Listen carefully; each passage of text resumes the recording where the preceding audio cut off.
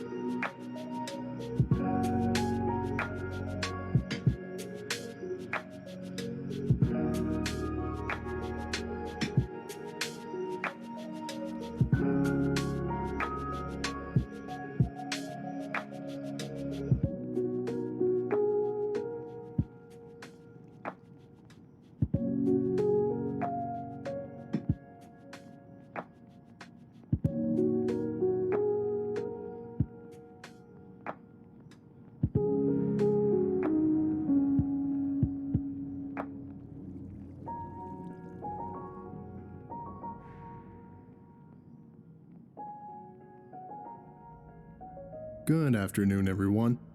My name is Dr. Miller, and the SCP we're going to be looking at today is SCP-2406.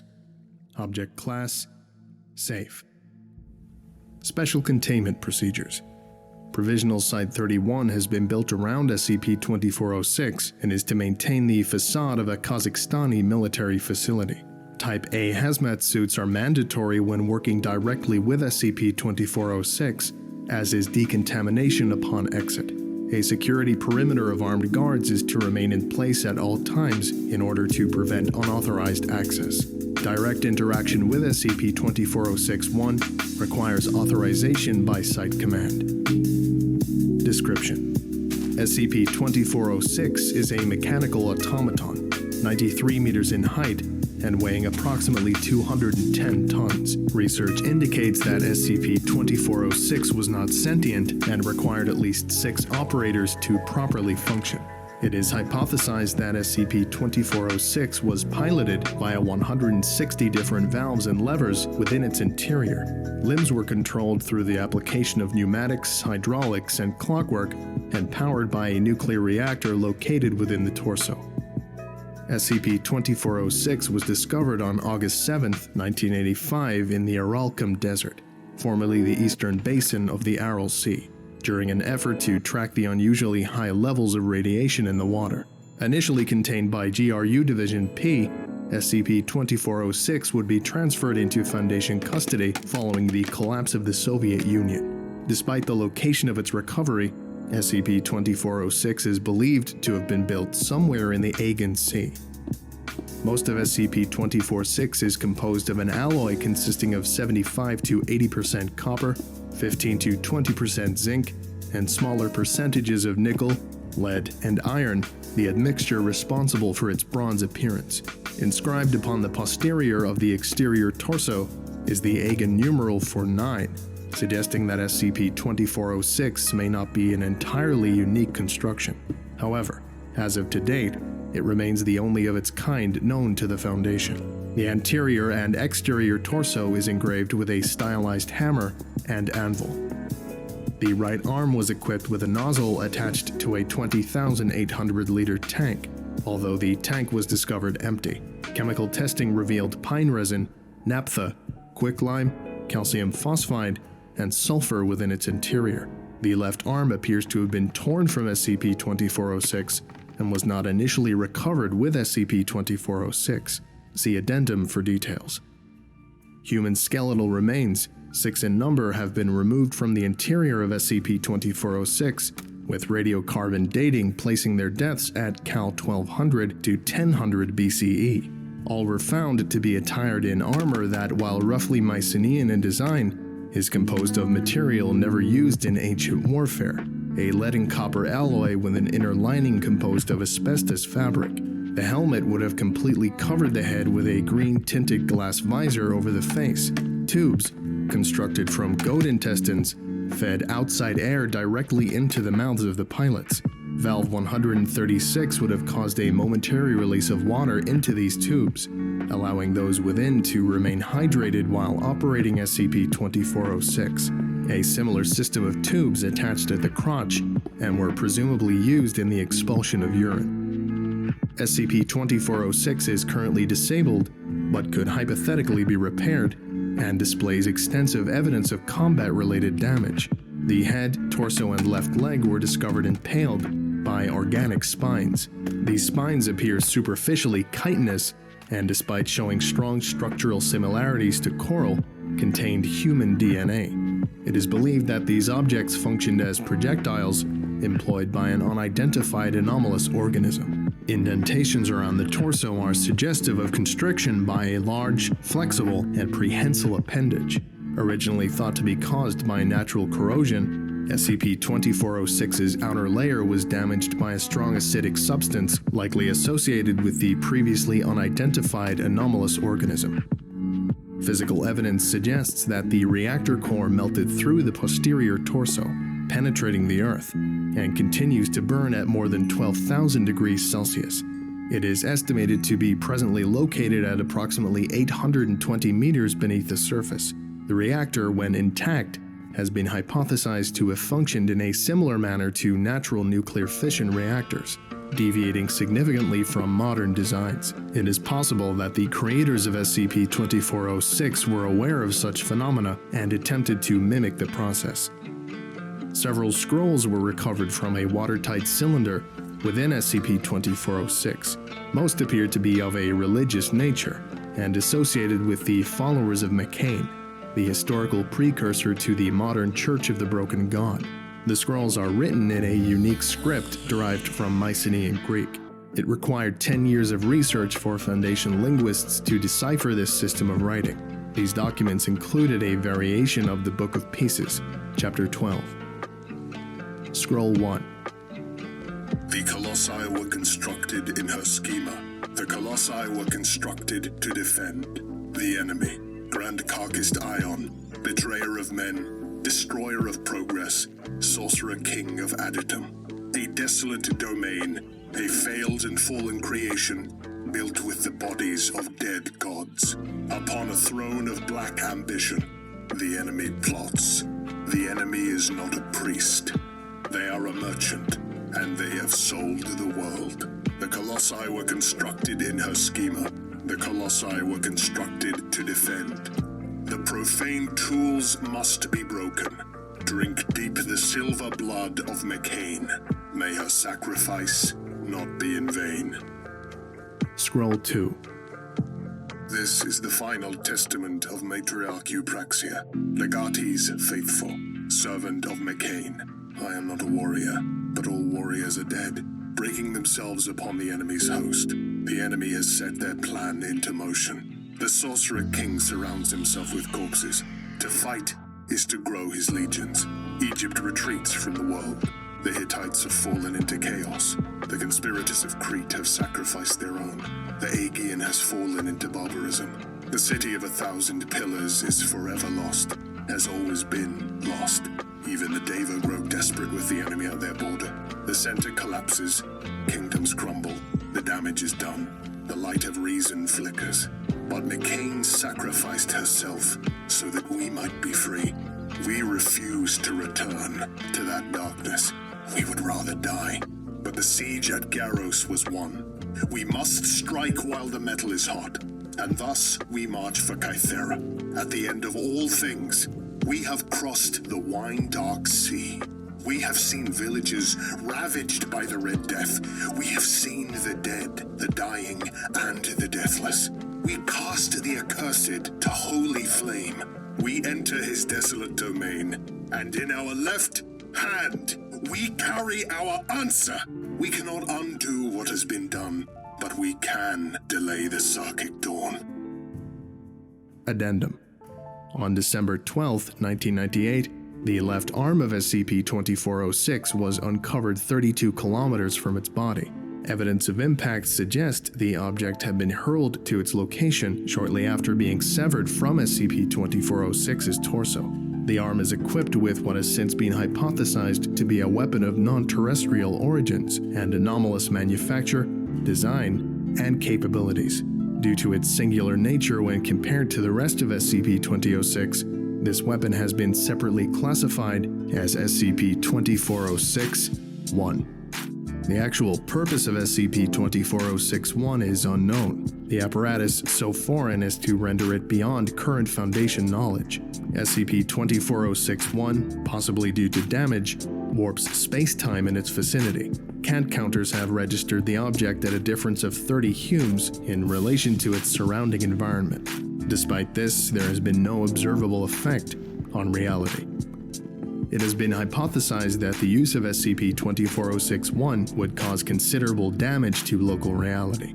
It remains unknown if SCP-2406-1 was ever used prior to the destruction of SCP-2406. Personnel are not to attempt activation of SCP-2406-1 unless authorized by Site Command. This concludes today's lecture. Thank you for listening, if indeed you still are, and you are all dismissed.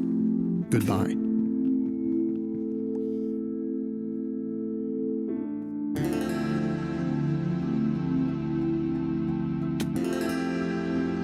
I would like to give a special thank you to Ian J. Alsop, Zargaran, Professor Puffer, The Morrigan, Ritalius, Karim El Ashmoui, Savanity, Christoph Kozak Slezak, HMS Lily, The Almighty Fish, Gav the Clumsy Containment Specialist, Spooky Aqua, Pure Osmium, Sio Diodamnatus, Brian Sanchez, Matthew Gilmore, Drew Peacock, Eric Corbidge, Longinus, James Saba, and NJ Vojak. If you would like a special thank you at the end of each of my videos, and some other cool stuff as well, visit patreon.com/thevolgan. Thank you.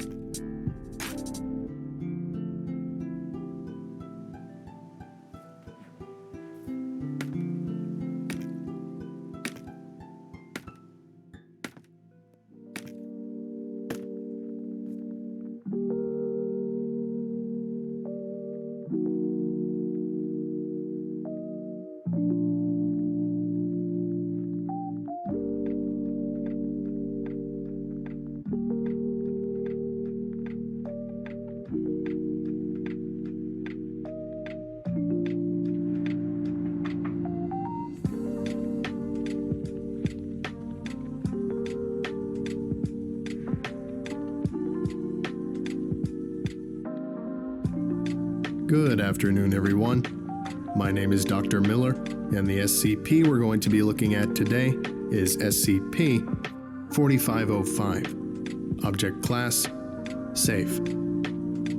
Special Containment Procedures.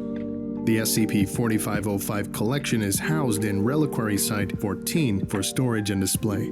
A minimum of 3 Foundation archivists are to facilitate appropriate care and study of the collection. Any personnel involved in the research and/or containment of anomalous artwork may be granted gallery access for educational purposes, pending the completion and approval of Employee Access Request RS-14 EA-3. SCP-4505 items featured in the Observation Gallery are to be rotated on a bi-monthly basis.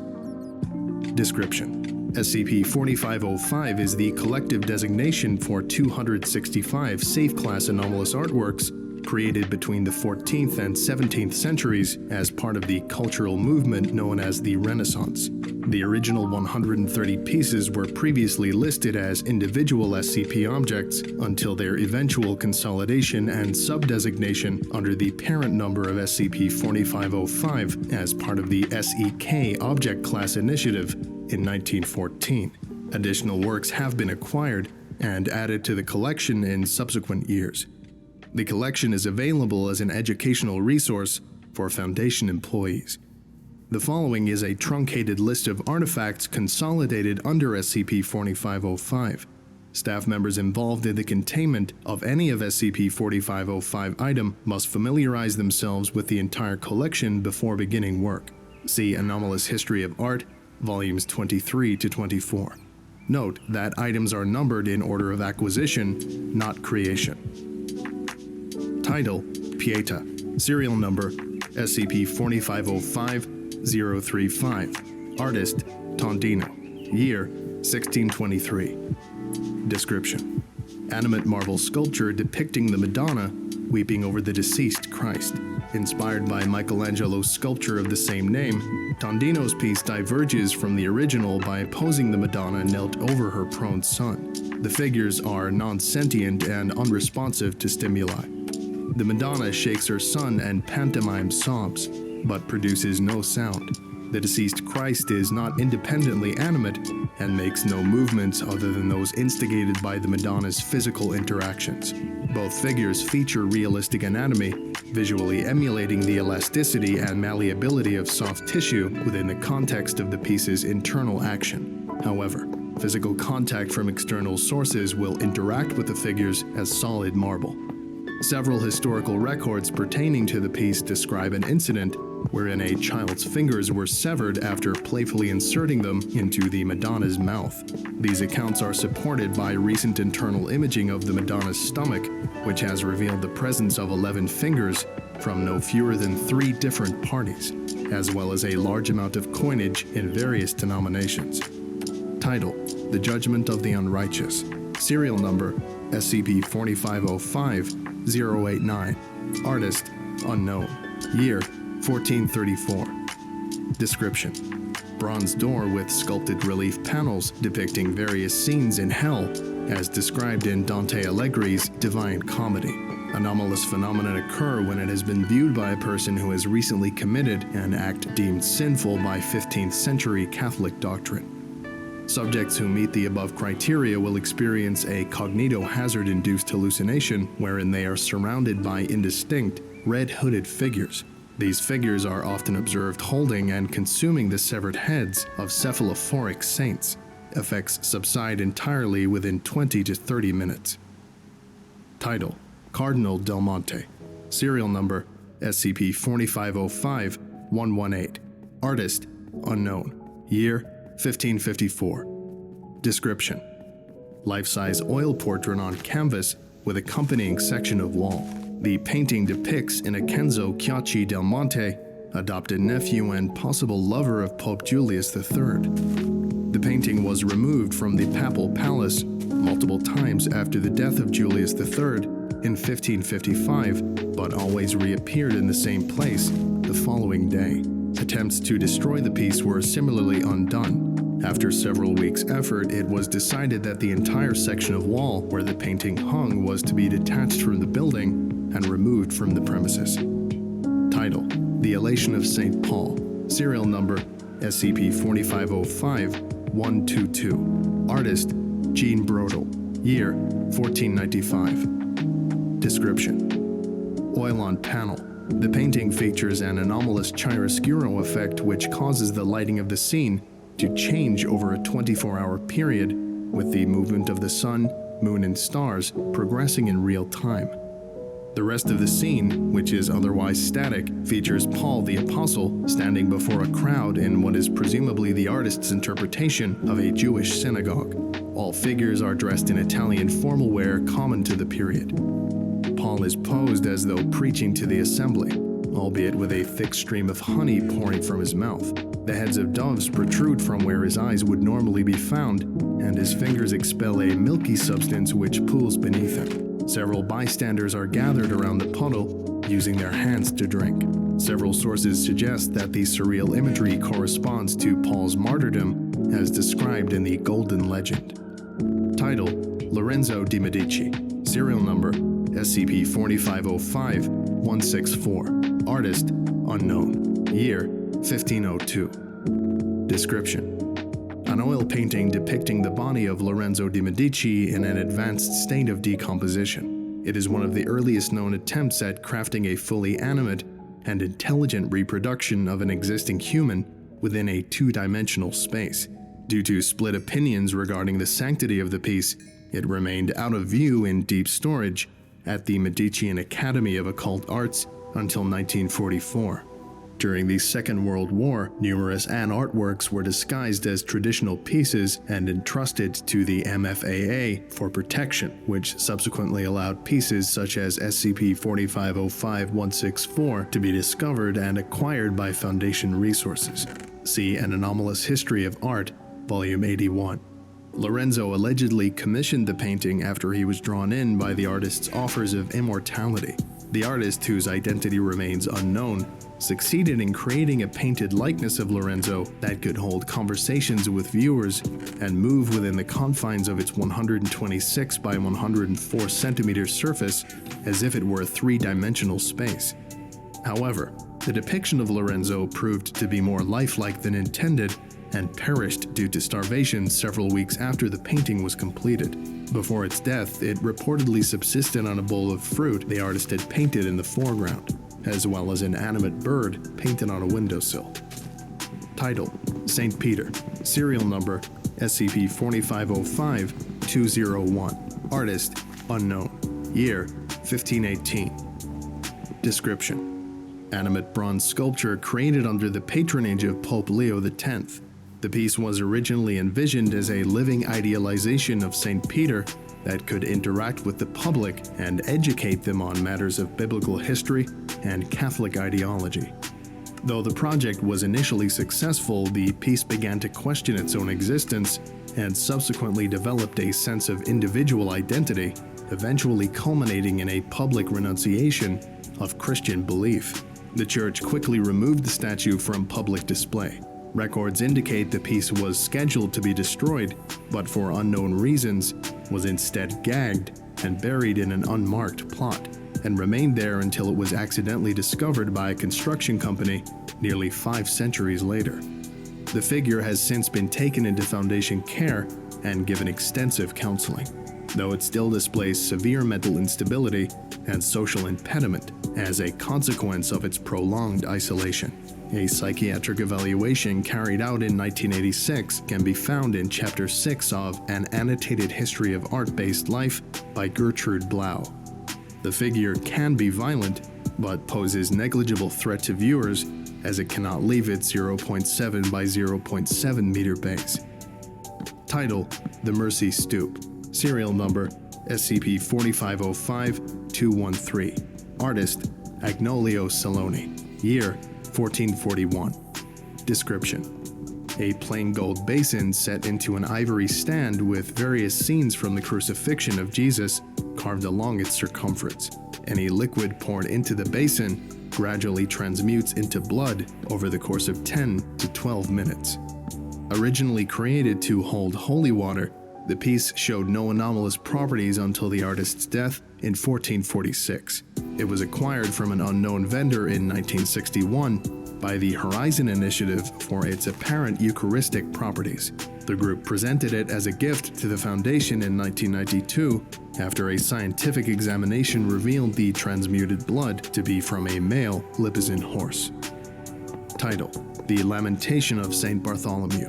Serial number: 4505-254. Artist: Garsucati. Year: 1576. Description: an unfinished oil painting on wood depicting St. Bartholomew in the process of being flayed from the heels up. The piece emits constant vocalizations of pain, which intensify in response to physical or auditory stimuli. No other animate characteristics have been observed. A notable degree of attention has been paid to the details in Bartholomew's exposed musculature, possibly influenced by anatomical drawings created by Andreas Vesalius in the years prior. The figures carrying out Bartholomew's flaying are dark and indistinct. It is not known if this was a creative decision or merely a consequence of the painting's incomplete state. The skin removed from Bartholomew's legs has been twined and knotted into a noose. The posing of the figures suggests that the noose is drawn closer to Bartholomew's head, with every inch of skin peeled from his back. Title: Trinity of the Red Court. Serial number: SCP-4505-2 265. Artist, data restricted. Year, 1586. Description: oil on canvas. Christ is suspended in a dark void, hanging by the neck from a rope which extends out of frame. Those who view the painting for a prolonged period of time will gradually notice changes in its content. The effect resets after the viewer has looked away for more than 10 seconds. Changes are consistent among different viewers and viewing sessions and occur in the same sequence. Lacerations appear across the deceased Christ's body. A gesture is added to the lower left corner of the painting, pointing at the deceased Christ. Young children appear behind the gesture in a long line that extends into the darkness. A hooded figure mounted on a horse is added to the bottom right corner of the painting. The heels on the rider's shoes end in blood-stained spikes. Numerous puncture wounds appear on the side of the horse's body. Heavy chains appear around the hooded figure, binding its arms to its torso. The deceased Christ raises his arms toward the jester and rider. See Archetypes in Anart, Chapter 5, King, Clown, and Council. Christ's expression changes to a broad grin. This concludes today's lecture. Thank you for listening, if indeed you still are, and you are all dismissed. Goodbye.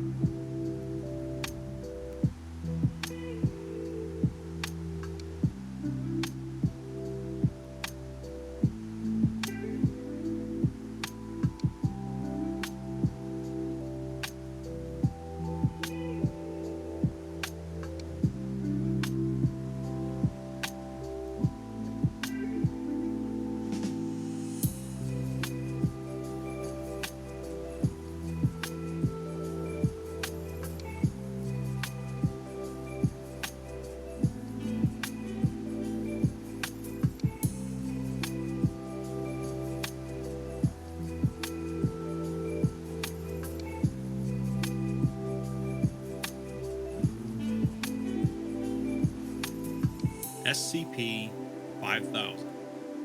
Why? The SCP Foundation is an organization cemented in its goal of using its considerable resources and capabilities to protect humanity from the anomalous. One of the questions we'll be looking at today, however, is what would happen if that same organization instead used those same resources and capabilities to destroy humanity? The other question is, of course, the one presented in the title of SCP-5000, and that's why? What would or could corrupt an organization so completely that they would betray everything they once stood for? Strap yourselves in. It's going to be a wild ride. Despite that buildup, SCP-5000 itself is pretty benign, with a safe object class, kept in a standard storage unit. The object in question is a mechanical suit, currently broken, with its internal schematics identifying it as an absolute exclusion harness, designed by none other than the SCP Foundation. Based on what they can deduce, the suit, when functioning, would provide the wearer with a number of protective benefits, but currently it's only capable of basic file storage. It's the files contained in the suit's storage that we're really interested in. The suit first appeared in a flash of light, probably not unlike a Terminator's entrance, within the containment cell of SCP-579. 579 is a rather divisive SCP, since its entire description has been expunged from record, and the Foundation has pretty much given up on doing anything with it because it's incredibly dangerous, whatever it is. Needless to say, it's worrisome that a random mechanical suit created apparently by the Foundation appeared in a place they prefer to leave well enough alone, but there's more. The suit, upon arrival, contained the corpse of a man who apparently died from hitting the ground after a long fall. The corpse is genetically identical to a Foundation employee named Pietro Wilson, who is currently working at an exclusionary site, a facility similar to SCP-3936 that is created using a technology making it immune to time or reality restructuring events. In other words, if the world were to undergo some sort of drastic change that altered history or the reality of the planet, the personnel inside an exclusionary site wouldn't be affected. allowing them to make note of the changes. The actual living Pietro was, of course, interviewed and prodded, but he has no knowledge of the suit or the info in its files. Speaking of the files, let's finally get to it. The first journal entry is from, of course, Pietro, who says that the date is currently January 2nd, 2020, and he's just escaped from the exclusionary site. Some individuals had entered the site and killed everyone else, thoroughly, but Pietro managed to make it to the suit, which kept him alive. The next entry goes into a bit more detail, as Pietro heads for a nearby Foundation safe house used by agents in this part of the country. He explains that things started about 6 or 7 hours ago, when a mobile task force entered the exclusionary site with proper clearance, gathered everyone in the canteen, and started shooting. Pietro's just a technician for the site's power grid, so he's really not sure how the suit works, but its primary function makes it so that others can't recognize that they can perceive the wearer. In simpler terms, it functions sort of like an anti-memetic device, and it makes the wearer undetectable to others. As Pietro slipped out of the site, he noticed that the MTF weren't there to take anything, but just to kill everyone, putting an extra bullet in all the corpses. Pietro thinks at this point that it's possible the MTF was actually a group of infiltrators from the Chaos Insurgency, deep undercover, and as he makes his way to the safe house, he hears explosions in the distance, hoping that the Foundation sent in some teams to deal with them. Pietro is happy to find bottled water when he arrives at the safe house, as he apparently has been trudging through a desert, even though another function of the suit is to sustain the wearer's body. After resting, he boots up some of the computers at the safe house, and is quite shocked at what he finds. The SCP Foundation had sent a message to every government, news organization, and anomalous agency in the world. That alone would be pretty startling, but it's the content of the message that is really chilling. The message reads, "The following is a message composed via consensus of the O5 Council. For those who are not currently aware of our existence, we represent the organization known as the SCP Foundation. Our previous mission centered around the containment and study of anomalous objects, entities, and other assorted phenomena. This mission was the focus of our organization for more than 100 years. Due to circumstances outside of our control, this directive has now changed. Our new mission will be the extermination of the human race. There will be no further communication." That's right, the Foundation declared war on humanity, but interestingly, they had the decency to let us know first. The big question, though, is why, and all they said on the matter was because of circumstances outside of their control. Since the Foundation are pretty much the spitting image of control, it's rather puzzling, but we'll get to that. With the Foundation beginning their war, actively using the anomalies they've previously contained, Pietro manages to find snippets of what exactly they're doing along the way. I'm going to have to explain a lot of other SCPs throughout this, so bear with me if you're already familiar with them. SCP-096 is an entity that relentlessly pursues anyone that sees its face until it slaughters them. The Foundation circulates a picture of its face on various social media platforms, causing it to tear across the globe until its photos were taken down. But it's likely still hunting. SCP-169 is a massive sea creature known as the Leviathan, believed to be thousands of kilometers in length. A large number of nuclear charges were detonated along its back, causing it to stir slightly in its sleep, which was enough to cause devastating earthquakes and tsunamis across the world. SCP-662 is a small bell that summons a butler named Mr. Deeds, who can carry out most tasks asked of it, usually anomalously. Over the course of the first 24 hours after the announcement, Mr. Deeds appeared near several major heads of states and assassinated them before disappearing. SCP-610, an extremely infectious and deadly disease that rapidly distorts living tissue, was released in many major cities, including New York and Delhi. It spreads quickly, but is eventually halted through the combined efforts of the GOC and the Church of the Broken God, who are not sharing the Foundation's new mission. SCP-682, the hard-to-destroy reptile, is simply released, which is bad enough. Next, we get some news footage of a reporter at an evacuation tent in Sweden, set up by the Global Occult Coalition. Patients are being treated by doctors in full protective gear, and the reporter repeats the GOC's orders to all residents that have not already evacuated, that they should seal themselves inside of their homes as quickly as possible. A doctor calls out to a nearby GOC soldier, telling them that a patient just died, and they should get the eraser ready. The reporter runs out of the tent into a field containing a number of similar tents. In the tent she just left, a loud buzzing sound can be heard, and several flashing lights can be seen. Thick smoke pours out of a gap at the top of the tent. The reporter recovers herself and continues, telling any residents still in a compromised area to keep a careful watch over those around them, and if any of them begin exuding a noticeable, minty smell, they are to be quarantined immediately. This is all very likely a reference to SCP-447, a small green sphere that exudes a greenish slime. The slime is edible, with a minty taste, and has various enhancing properties, but it's incredibly, horrifically dangerous if it ever comes into contact with a dead body. What exactly happens is expunged from the record, but it's bad enough that the GOC is working diligently to completely erase dead bodies from existence before it happens. Pietro muses that with all of the supplies in the safe house and the exclusion suit, he could survive for years here, but he's conflicted between sitting there without knowing what's going on in the world and not really wanting to know what's going on.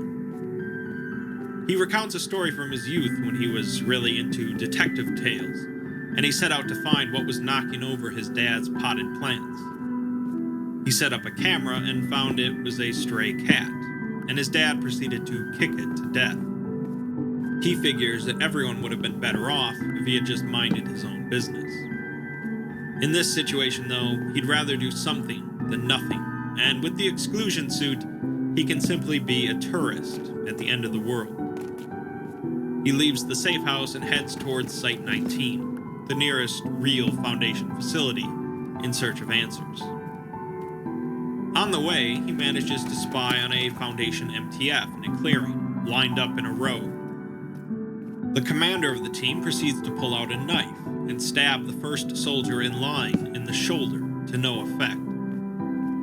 The commander continues down the line, stabbing each one in the shoulder with no reaction, until reaching the 8th soldier, who cries out in pain. The commander shouts that they've got a live one, and the rest of the soldiers open fire on the 8th. Afterwards, they move out, and Pietro grabs some supplies from the body before burying it, quite confused. Moving on, Pietro catches a radio transmission, although it sounds practically like gibberish. The message is 7, 5, can you hear me? There is a hole shining in the holes between your eyelids. I have never been to Versailles before. I want to be loved. 9, I am standing behind you now. 5, I am 2 of us, standing behind you now. The goddess eats the city in the sea. 9, there's a hole in the floor with an answer waiting in it. 7, look, you're hatching. You're hatching. The message simply continues to loop, and let's ignore most of the text for now and just look at the numbers. Continually looping numbers, 7, 5, and 9. Or perhaps 5, 7, 9. We know SCP-579 is relevant to the overall proceedings, but not sure why. When Pietro turns over the radio looping the message, the transmission stops, and he sees the radio is damaged beyond repair. The plot thickens. While walking through a forest, Pietro comments on how far Site 19 actually is from the safe house, since he can't risk using a vehicle without being spotted. With the exclusion suit on, nothing can notice him, but something could come barreling through and collide with him unintentionally. He wonders why he's even going to Site-19, as rather than staying out of harm's way, he'll be jumping into the Viper's nest. He concludes that, more than anything, he wants answers. Finally, he arrives at Site-19, which is surprisingly easy to get into with the exclusion suit, and security in disrepair. Researchers are still working at the site, though, discussing how to achieve maximum human casualties, like it was what they've always been doing. Pietro comments that, looking at their eyes, it seemed like some sort of human spark was missing from them, and wonders if they're even alive.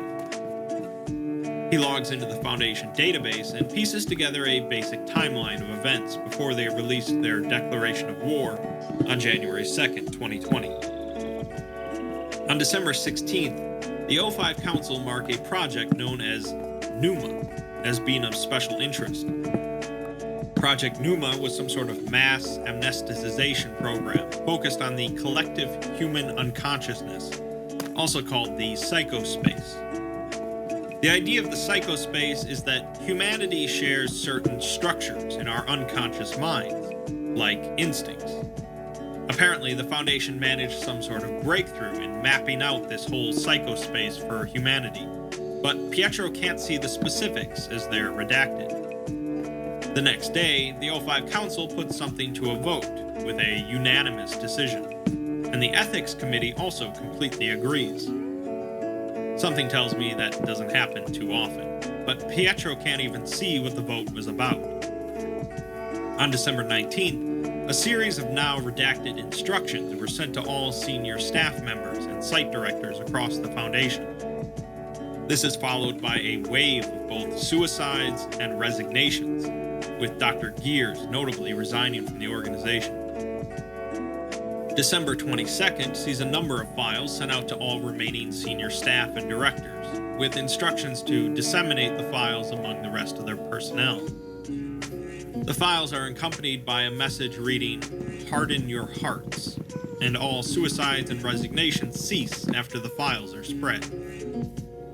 On Christmas Day, all communications in and out of Foundation sites are blocked, and the majority of human and human-sympathetic anomalies are terminated. An assassination team is sent after Dr. Gears, but it's unclear if they were successful. On January 2nd, MTFs are sent to all exclusionary sites to execute all personnel, and then they declared war on humanity. Something clearly affected the O5 Council right after some sort of breakthrough in looking into humanity's unconscious minds. It's highly unlikely that what affected them was non-anomalous, and it was able to quickly spread through the Foundation. That part isn't too tricky to comprehend, but it gets a bit more confusing when pondering what exactly this infection wants, and why they would specifically go to kill the exclusionary site personnel instead of bringing them on their side. Pietro, of course, is also quite confused, but finds more information about various anomalies the Foundation has unleashed. SCP-1370 is a robot containing an artificial intelligence that is invariably hostile to everyone it encounters, promising them doom and destruction, despite being utterly harmless.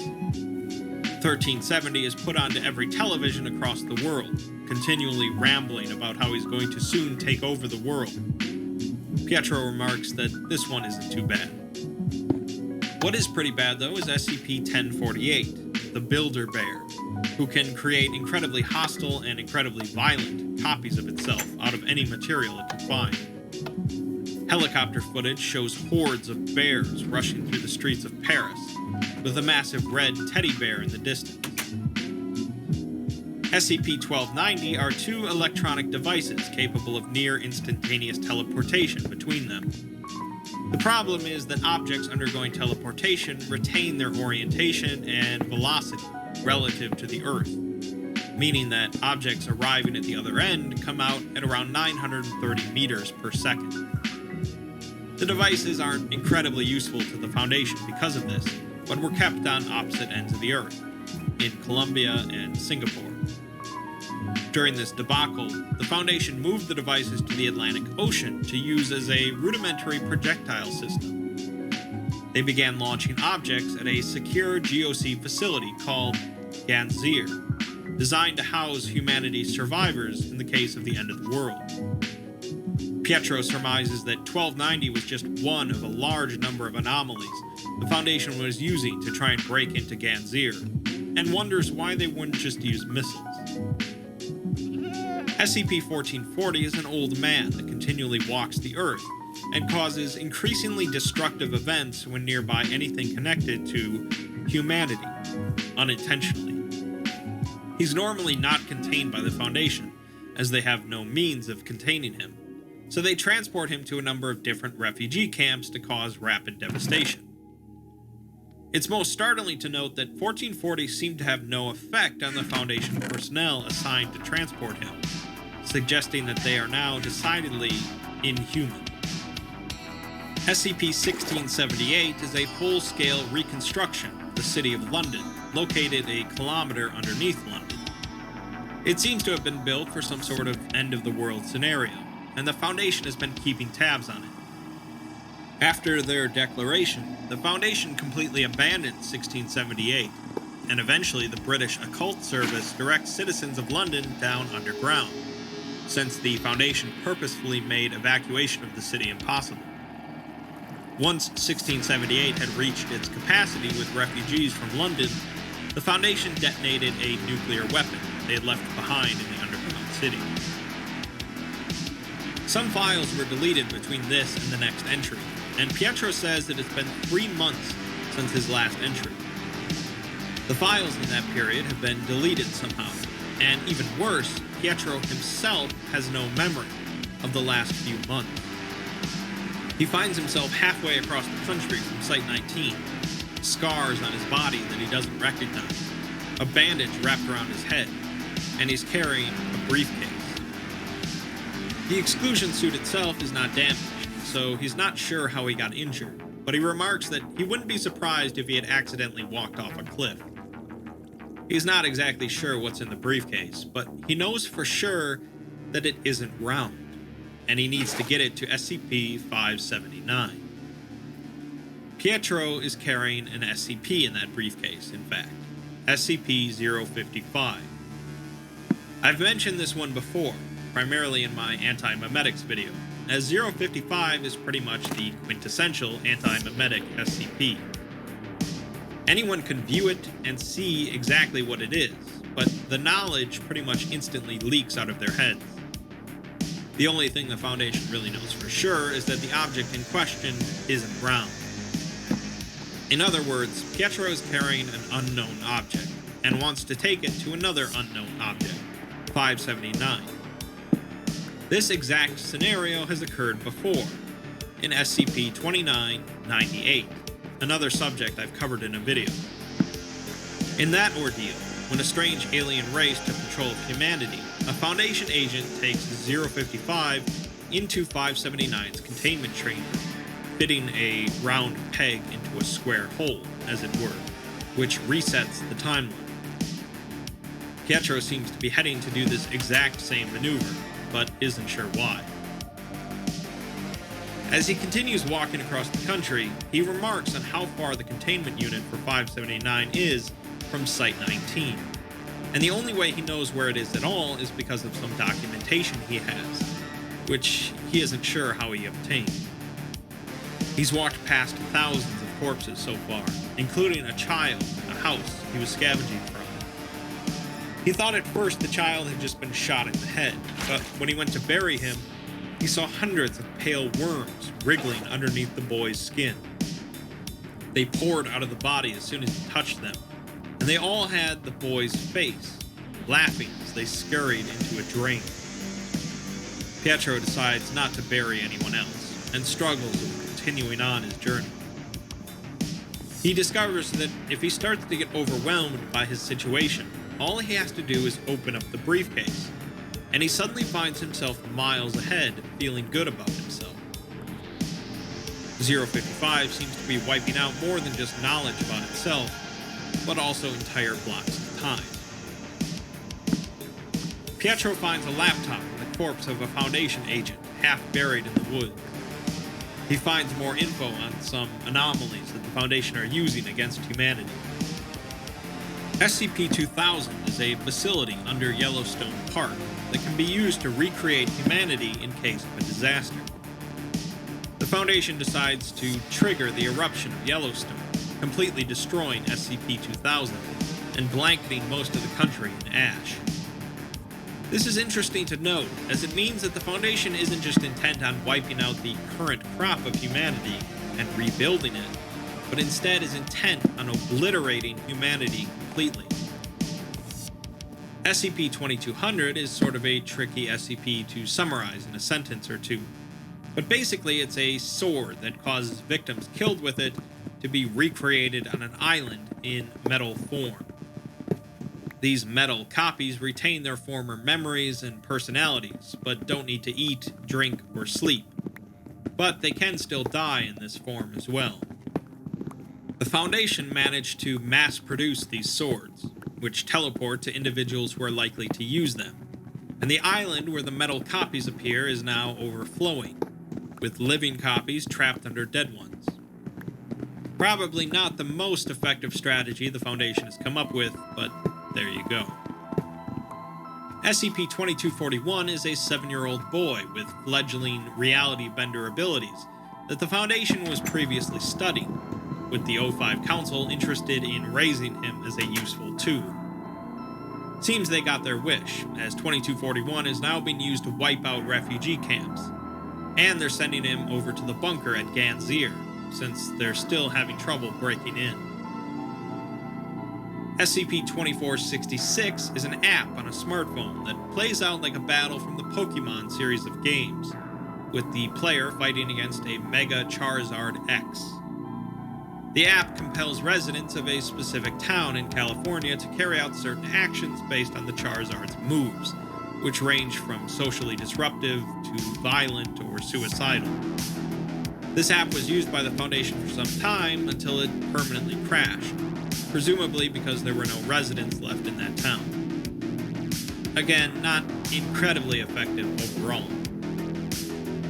SCP-2639 are 3 individuals who somehow got trapped in a server running the video game Quake, and are able to manifest occasionally in the real world for a short time, carrying out a death match that is capable of destroying structures and killing non-participants.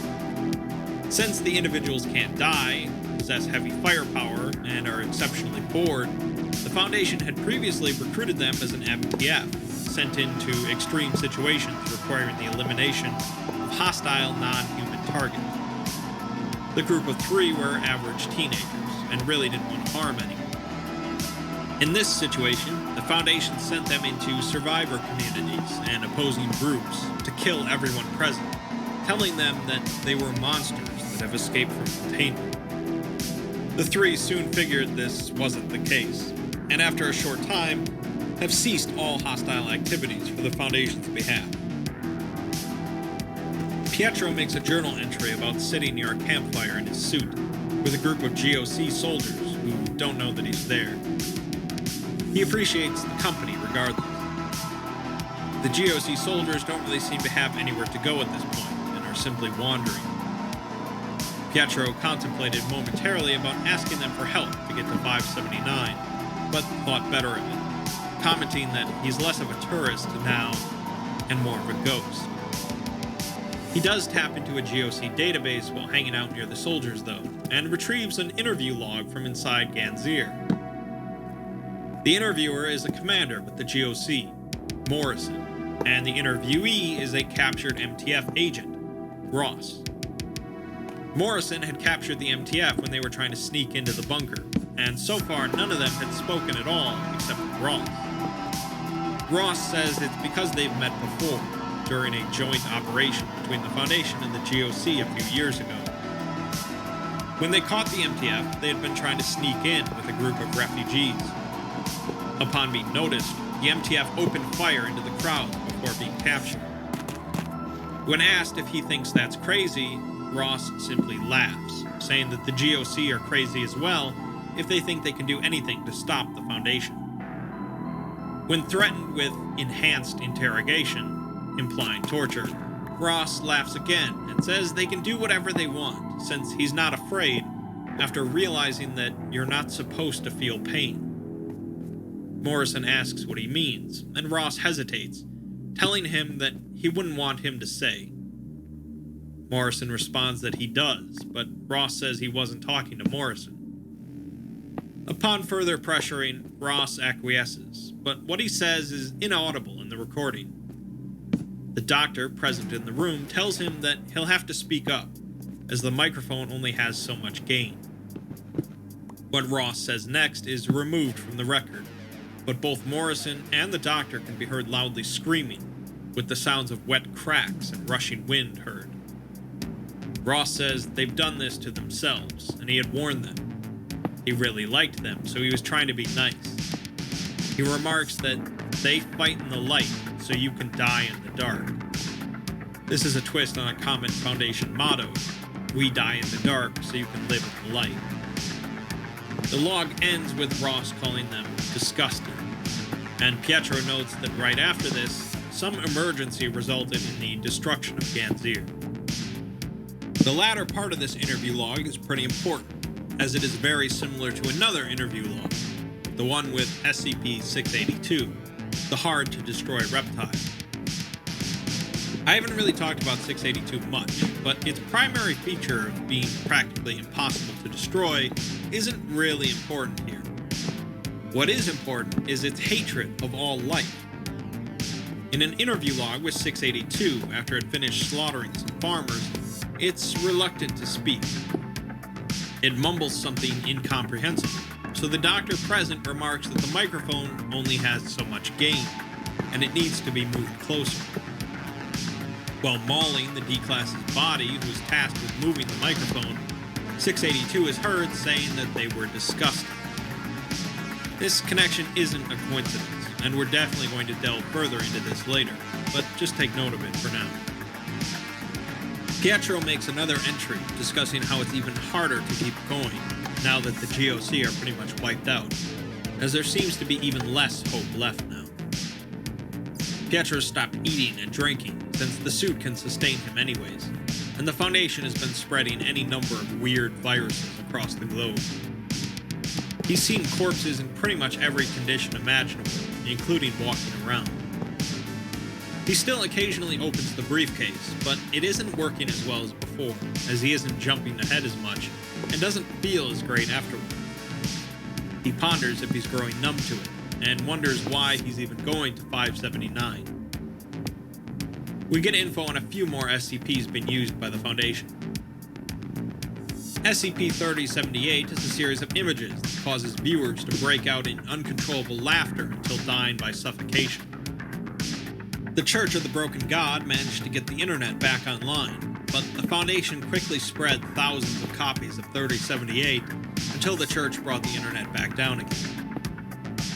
3179 is a highly intelligent liquid metal alien capable of expanding its mass, altering its form, and creating smaller entities that can act autonomously.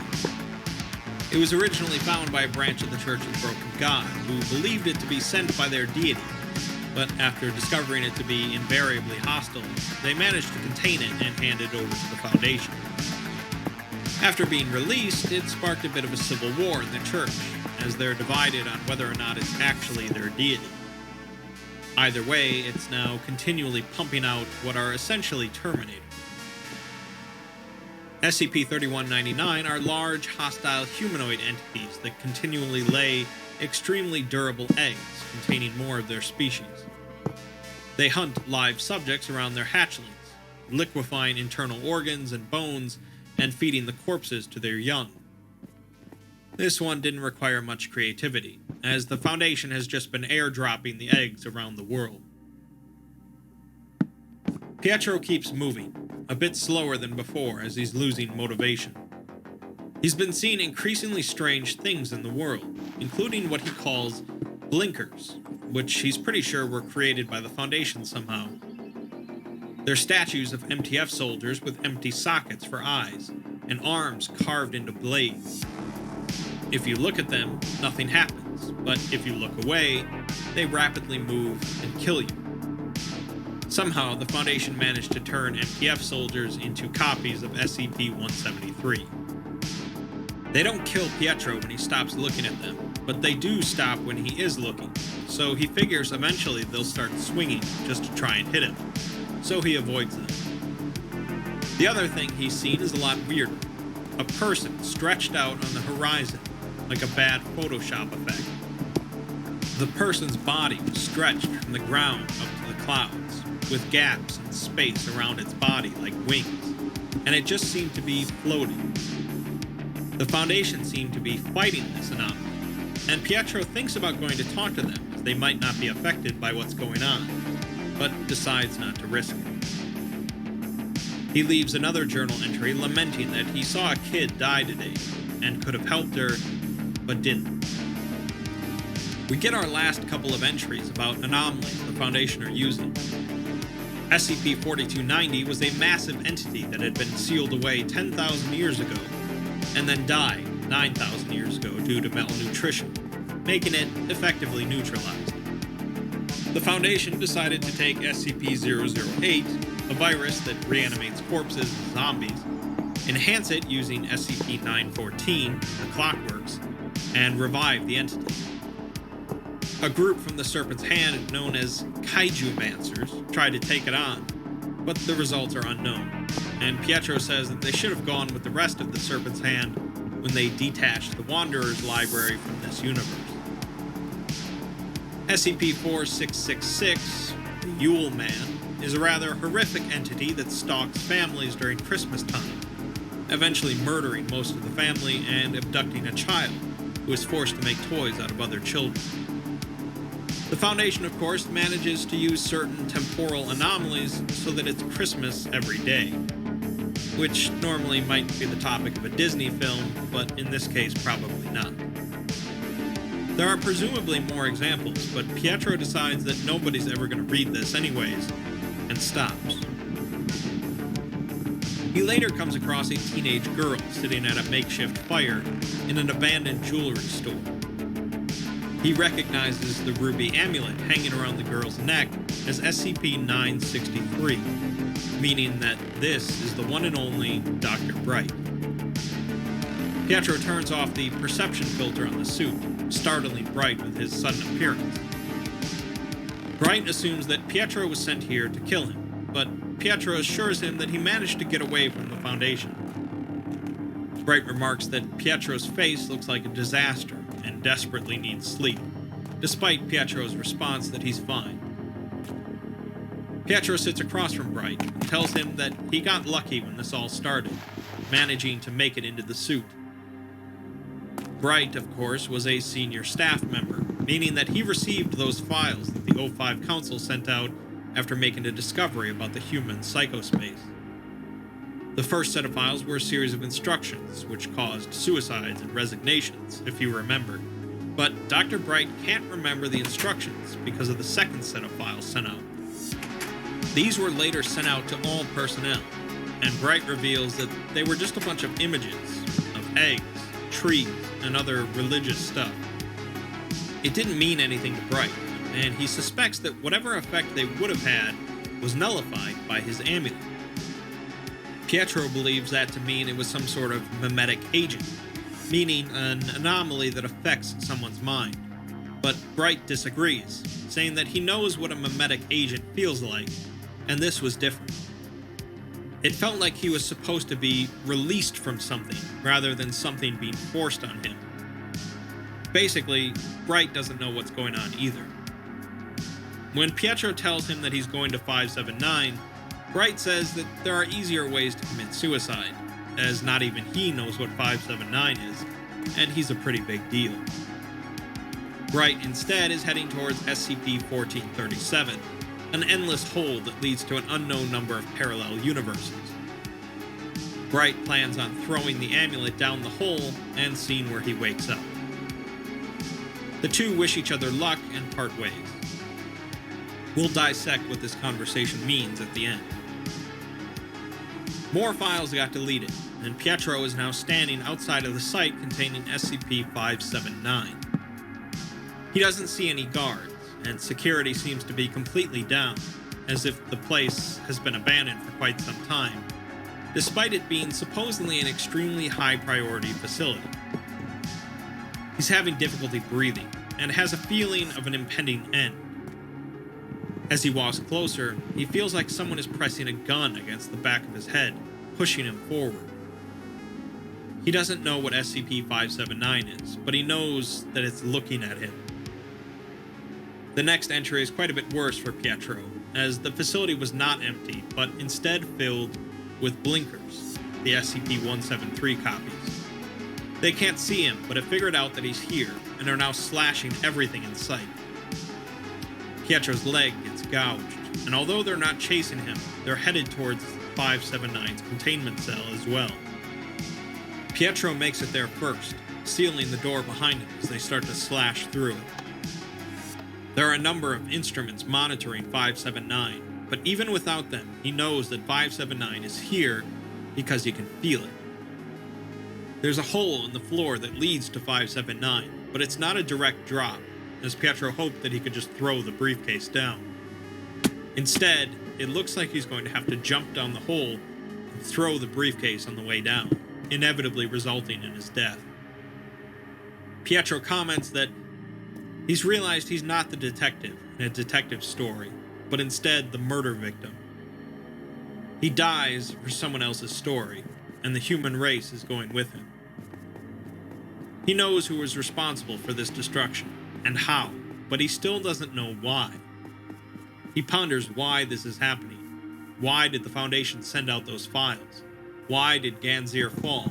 Why did he take this briefcase across the world? Why is he here? And why is he going to die? He begs anyone reading this to figure it out, and then he drops down the hole. We see a black image labeled as SCP-579, and then a final journal entry reading, "Oh, so that's how it is," before Pietro's life signs are lost. This is when he appeared dead in the suit inside of the 579 containment cell. I've already explained what happened there, bringing 055 and 579 together to reset the timeline, but it's finally time to explain why.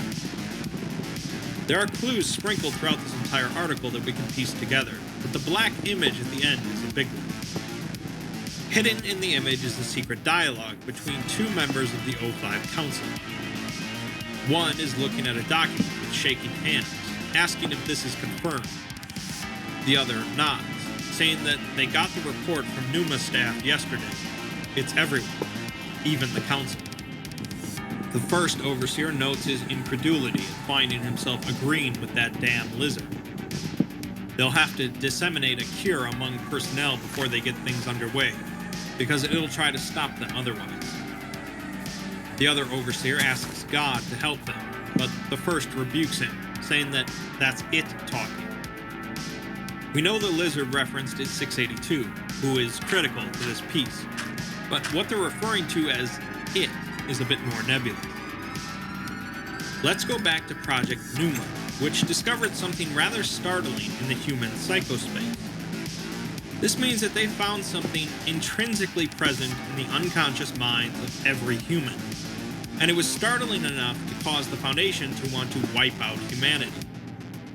What's more, this discovery led the O5 Council to agree with SCP-682, who despises all life. The Council spread a series of instructions to their senior staff members, which we don't get to know about, but it did lead many of them to kill themselves or resign. This likely means that they were informed of what was about to happen to the world, but weren't mentally altered just yet. This happened with the second set of files, which were spread across most of the Foundation, immediately ceasing all suicides and resignations, because now everyone was fully committed to wiping out humanity. While some would believe this to be a memetic agent that forcibly altered the Foundation's thinking, Wright confirms that it was not. In other words, instead of planting new code into a person's brain, whatever was in the second set of files released something in their brains, allowing them to see what was in the psychospace that makes humanity disgusting. Essentially, what they were released from was humanity, becoming outsiders like 682. This process involved a completely different way of thinking on multiple levels, as for one, they no longer felt pain, as shown in the stabbing test, and two, they were no longer considered part of humanity, as shown by SCP-1440, which destroys anything nearby connected to humanity. Dr. Bright wasn't affected by the second set of files because of his amulet, making him immortal, which already disconnects him from humanity. It's interesting that the project that discovered all this was known as Pneuma, which is an ancient Greek word meaning breath, but is also used in religious context to mean spirit or soul. Pneumatology is the study of the Holy Spirit, an aspect of God that makes up the Holy Trinity. The it referred to before by the O5s could be the human soul, an essential part of what makes us human. The researchers that Pietro came across in Site-19 were missing a spark from their eyes, perhaps suggesting that they no longer possessed a soul. It's also interesting that the GOC's fortress was named Ganzir, after a palace in the Sumerian underworld where the goddess Ereshkigal ruled over the dead. Those that still had souls, the refugees, were allowed to enter Ganzir, but those without them, the Foundation agents, relentlessly worked to break in. Ganzir finally fell because the souls came inside. Perhaps the stretched figure that the Foundation was fighting was indeed the Holy Spirit, who helped guide Pietro towards the end goal so that humanity could be saved. Perhaps I'm overthinking things, but since the theme of the SCP-5000 contest was mystery, it's fitting that the winner would be so incredibly mysterious. Regardless of what it all means, SCP-5000 is a fascinating tale of one man wandering like a ghost through the end of the world, as the SCP Foundation tears it apart. In the end, maybe it doesn't really matter to find all the answers to the question why, as there will always be more questions. One of those questions might be, if this all happened once, why can't it happen again?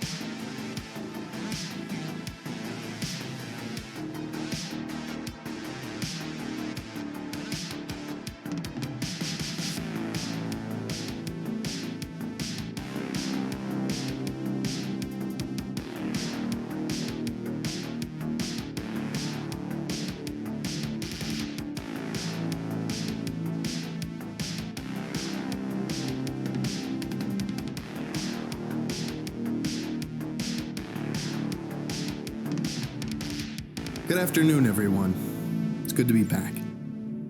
I was off doing something that was... So, Don't ask me, please. Thanks. Anyway, let's get on to today's lesson. This is a long one, folks. You may or may not have heard of this skip, but today we're going to be learning about SCP-93. Object Class Euclid. Special Containment Procedures.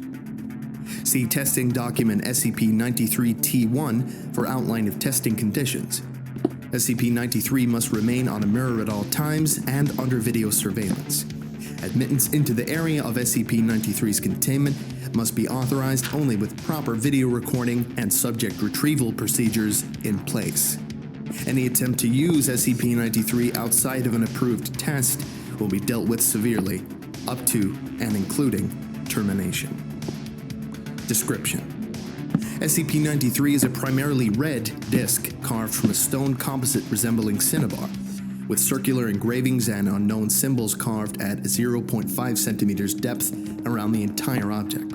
Deeper cuts are present on SCP-93 with a depth of 1 to 1.5 centimeters. SCP-93 is 7.62 centimeters in diameter and fits comfortably into most palms without abrasion. SCP-93 will change hue when held by a living individual. The colors taken by SCP-93 are still being researched to establish a link. Current beliefs hold that the changes depend upon regrets carried by the holder. If SCP-93 is removed from a mirror and not held by a person, it will seek out the nearest mirror-like surface. SCP-93 has been observed to travel in the largest possible circle while rolling, building up phenomenal speed. The mechanism of this acceleration is currently unknown. If an obstacle is between SCP-93 and the nearest mirror-like surface, it will use this momentum to punch through the obstacle and continue on its course at this speed. It will only stop when a mirror-like surface is contacted. Despite tremendous impact velocities, no damage will be dealt to SCP-93 or the mirror. Additional notes. No records exist to clarify the nature of SCP-93's discovery or presence in the Foundation. See SCP-93-OD. Since no records exist explaining SCP-93's method of containment, a test procedure was initiated to establish why mirrors must be used to contain it. The results of SCP-93-T1 led to the discovery of living beings holding SCP-93 being able to move through mirrors, and the series of tests in SCP-93-T2 to ascertain the destination reached through this travel. Now, what I just read was revised. The original documentation is as follows. SCP-93, Object Class Euclid. Special Containment Procedures. Item SCP-93 is to be kept on a silver-lined mirror on a 0.3 by 0.23 meter pedestal at least 1.22 meters off the ground in containment cell block.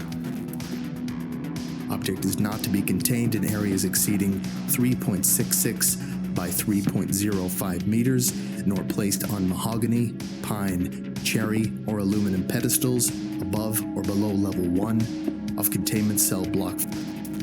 Object can be handled safely, albeit gently, without consequences. Tests and consequences thereof involving containment conditions can be viewed in section B35-1 of the attached report. Description: Object was found on the shore of the Red Sea, 30th of January 1968, emitting a low sigh and a dim blue gleam. Its color has since turned into an orange mix of red, only emitting a hum of varying volume whilst in the presence of female examiners of ages between 34 and 41. SCP-93 resembled the documented blue for 54 minutes, 34 seconds at 1:23 on the 26th of April, 1986. Coincidentally, when the body of 194-9834 was discovered in a research facility, ties between 194-9834 and SCP-93 remain inconclusive, and effects of prolonged exposure to 93 remain unknown, except for infrequent reports of periods of calmness, and in the case of 242-0049, as periodic waves of depression, loss of balance, and thoughts of suicide. These feelings have reportedly not exceeded 11 days in duration. Objects seem to react to the presence of 242-0056 by turning light violet for no more than 2 minutes, 9 seconds. as documented on the 12th of March, 1993. Effects of this reaction remain unknown. Additional notes. Origins of 93 remain unknown, and documents of recovery of 93 have since been destroyed in a fire in a research facility. 9th of December, 1989. Reports on the feelings of researchers who handled 93 have remained inconsequential since the 19th of April, 1995. Okay, moving on to SCP-93-T1 containment test.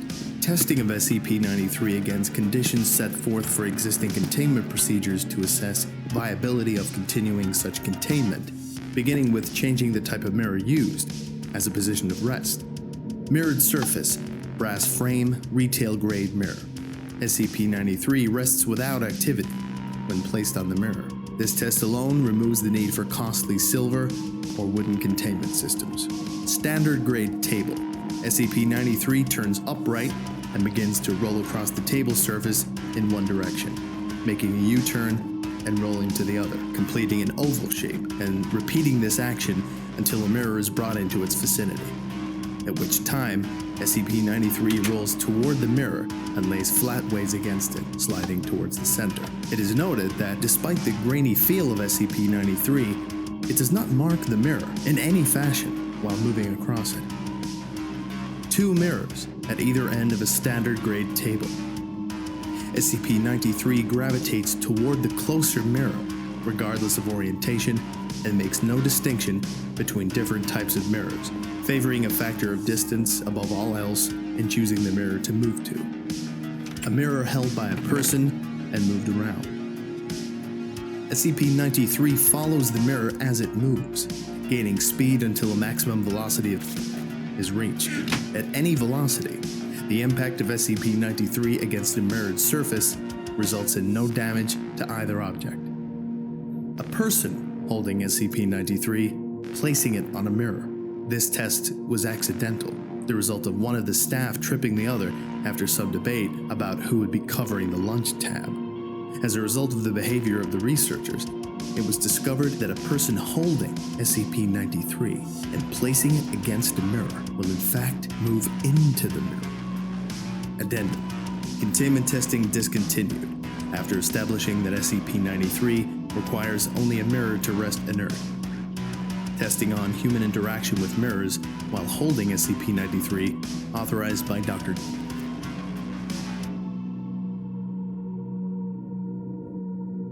SCP-93-T2 Mirror Test. Testing Protocols. Subjects testing SCP-93 must wear a Class 3 buckle harness strapped to the chest and attached to a tension pulley system allowing for 300 meters of movement. Additional spools may be added to extend movement if necessary. The clasps connecting these spools must be high grade and capable of withstanding applied force of 0.2 tons. A field kit containing the following should be standard issue for testing of SCP-93. 1 wrist-mounted light source with 3 hours lifespan and additional power sources providing up to 6 additional hours. 4 0.5-liter water bottles with water. 4 MREs of any type, plus 2 plain granola bars. Chocolate chips allowed. 1 standard issue Beretta 9mm firearm with 24 rounds of ammunition loaded. This is not to be issued until subject is passed into a mirror using SCP-93 and should be given under armed supervision, ensuring that the subject passes through entirely. This item is to be requisitioned first upon subject's return, and subject to be made aware of this before leaving line of sight within SCP-93's mirror. And finally, 1 standard issue field knife. The subject is not to be made aware of this item and must find it on his own within the kit. The subject must also be attached to a video system, with a camera mounted on the subject's head or shoulders. The video device should be cable-based and allow for the same length of travel as the return system. Wireless cameras have shown mixed results and should only be used in testing conditions where SCP-93 is a currently known color. New colors must be tested using a wired feed. During testing, The color of SCP-93 must be recorded, as well as history of the subject, in terms of their incarceration to identify how SCP-93 determines the color to assume. A link appears to be connected to guilt, or lack thereof, in the subject's psyche. The attached test results should be read in order. Okay. I will now go through mirror test 1 to 5. Buckle up, people. If you've any coffee to get, now's the time to get it. We good? Okay. Mirror test 1. Color, blue. Subject is D20384. Male, 34 years of age, strong physique. Subject's background shows instance of murder and attempted suicide. Subject is cooperative in all steps of testing. Subject entered the provided mirror while holding SCP-93, which emitted a blue color. Outside technicians observed that the mirror retained a true reflection until subject had completely passed into it, at which time the view changed to an outdoor landscape, heavily tinged in blue. Video feed follows in attached media. Obviously, you're not going to see the video feed I will be describing. Camera activates, flickers into view. Subject is looking out over the same field reported by technicians. Looks like typical lowland plains. Everything has a heavy blue tinge overlapping the normal colors. No discernible landmarks visible as subject pans view left to right. Only grass, weeds, and a breeze moving the taller grass. No trees.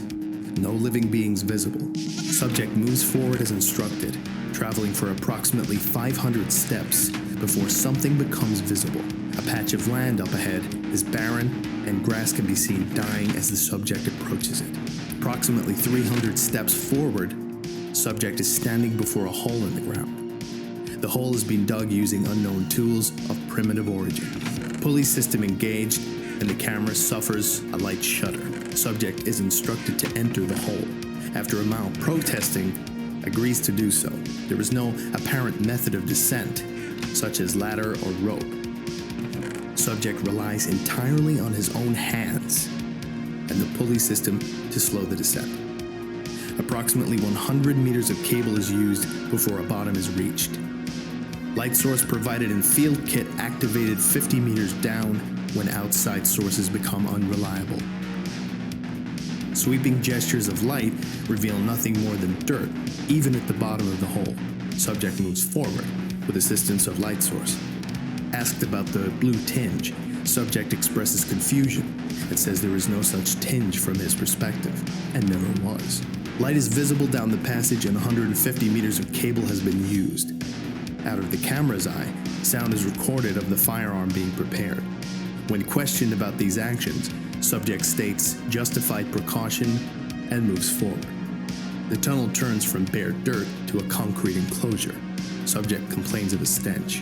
The light source is revealed to be ceiling light fixtures, a series of which, with less than a quarter broken, while all others function. A series of 6 doors, 3 to a side, span before the camera view with a 7th door visible at the end of the corridor that has been blocked by what looks like generic metal shelving debris. Debris shows sign of rusting and is typical of retail store units, suggesting other human presences. Subject requested to try doors in whatever order he chooses. Subject tries first door on right. Door is locked, does not open. Second door tries to open but does not budge. Unlocked but blocked by something. Closing second door. Third door is tried. Same results as first. Going up the other side, the third door does open fully and light is bright in the room. Portable light switch off at this time as subject pans camera to inspect the room. Room is bare, no contents, but walls are filthy. Subject states material on walls isn't dirt, but he can't identify it. Seems to resemble melted plastic, but is brown in color rather than black. Door is closed. Second door on left has no handle, does not move when pushed. The hole where the handle was is plugged by an unknown material. All doors are shaped in such a way that nothing can visibly escape from the sides, and space for movement is too thin to look through, even at ground level. First door on the left hand is locked, but part of the key is present in lock from stem to the ridges. back has been broken off. With effort, subject manipulates key to open door and immediately begins coughing, complaining of a stench. Walls of room are clean, as is floor. Ceiling is coated in the same strange brown material as the third room. In this room, there is a makeshift cot made from aged blankets with a pillow, a wooden crate containing open boxes of what appear to have been foodstuffs. Language appears on video as squiggles. However, subject states that they simply read cereal. A second crate in the room contains what appear to be empty water bottles that have dried out. A book lays next to the cot, closed, no title or identifying marks. On the wall is what appears to be clipped articles, but language cannot be read. Subject asked to remove clippings for retrieval. All articles but one crumble at the touch due to age. The attacked article is put in a field sample container and seems to be most recent compared to others. Asked to investigate the book, subject begins to move toward it. Audio on the tape goes strange, and a high-pitched screeching noise like grinding metal dominates all communication for about 3.5 seconds. Subject has not touched the book still, and when the noise stops, subject asks Control to repeat request. Control made no requests during that time, as headsets were removed. Subject advised to leave the room, and notes that the door has begun closing slowly on its own, and if left alone, will close. Subject advised to leave door alone, and to investigate the door on the right. Careful review of the following 10 seconds of tape shows that as the camera pans, a figure is visible at the end of the tunnel where the 7th door is. The door is open only for a face to be seen through a crack just before the door silently closes. No details can be seen. Subject investigates the second door on the right, with no mention of anything seen out of the ordinary. This door, when pushed against, moves. After repeated bashings, moves enough to view inside at an angle. A corkboard is visible, with more articles attached to it. The top of the box of cereal can be seen on the floor, and what appears to be a hand laying palm up. Subject closes door and pans camera past door 7, which remains closed.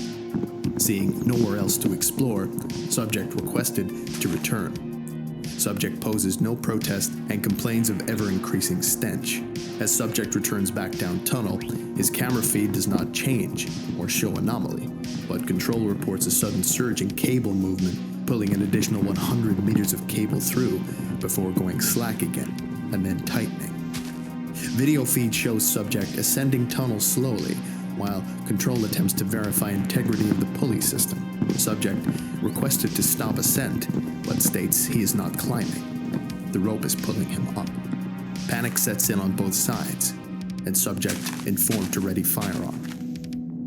Upon reaching top of hole, nothing is visible on camera, and subject reports nothing has changed in the landscape. Then begins a return trip, following the path of the cable. Traveling for approximately 900 steps, subject asks how much cable he has used. Control admits they are unsure due to complications, but subject traveled in a straight line to reach the hole, so it should be a straight line back. Subject becomes concerned when he states that more cable is visible now, moving in a 90-degree angle away from a point in the ground. Subject pans camera around full circle slowly. On film, behind subject, a crowd of 37 countable figures stands silently. Features are unidentifiable, and they are lacking the blue tinge that dominates the landscape. Panic breaks in Control again, but the subject notes only oddity, as being the cable having an angled path. Subject tugs his end of the cable. It is taut and does not move. Control begins to reel in the pulley system, and slack rapidly winds. Watching the angled cable movement can be seen, as grass is disturbed further down the angled portion from the reeling in. Then the line vibrates as it meets resistance and emits a twang from the recoil. Subject's camera pans back along the length of the cable, which now appears to be slowly allowing more slack, before suddenly all slack is returned and pulley system begins again. Control requests subject return following cable path, and screams are caught on the audio with panic from the subject. 5 shots fired as subject aims pistol at something not visible on camera. Control reports being able to see subject returning toward a point of origin. while camera shows wire disappearing into a floating point in the air. As subject passes this point, all cable is now in the pulley system, and camera films only the door.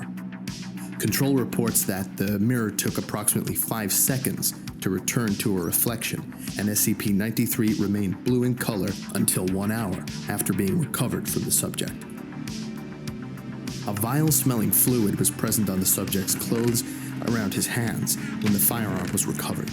This fluid dried quickly and was deemed insignificant of study due to a lack of quality sample. Control personnel monitoring the mirror state having seen a massive human being crawling on the ground, easily 50 times the size of a normal person, with no facial features and a very short arm reach, pulling itself towards the mirror before it returned to a reflection. Due to proximity, fine details could not be made out, but at least one observer noted the being appeared to have been shot from the marks in the otherwise smooth, featureless face. Field test kit recovered from subject containing a newspaper article that read, and was filed as items. Okay, this is mirror test 2, color green. Subject is D54493.